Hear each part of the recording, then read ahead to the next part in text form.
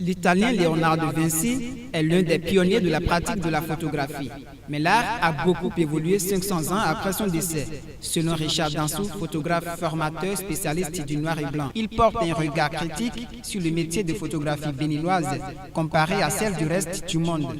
La photographie dans le monde a beaucoup évolué. En Afrique un peu, mais au Bénin moins. En même temps, nous avons également accès aux mêmes technologies que quelqu'un qui est en Europe, en France, aux États-Unis. Et ça fait que nous pouvons nous dire que nous sommes au même niveau que les autres. Mais là où c'est un peu plus contrasté, c'est qu'au Bénin, beaucoup regardent la photographie de haut comme si c'était un métier qui n'est pas assez abouti pour être considéré comme un métier à part entière. Le photographe béninois se trouve dans un contexte qui l'expose à des contraintes particulières, selon l'analyse du patron de Darimage.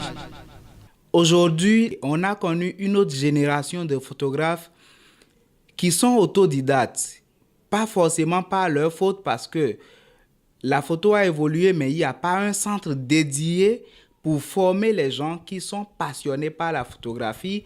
Ce qui fait qu'on se retrouve dans un métier qui n'est pas assez structuré, où ça part un peu dans tous les sens. Et le fait que la photographie ne soit pas trop considérée par certains, c'est aussi dû à ce manque de structuration dans le milieu.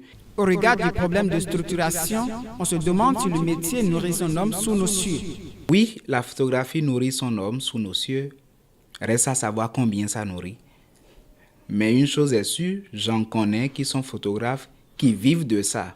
Même si le boom technologique et les smartphones représentent un défi de taille, cela ne constitue pas un problème insurmontable.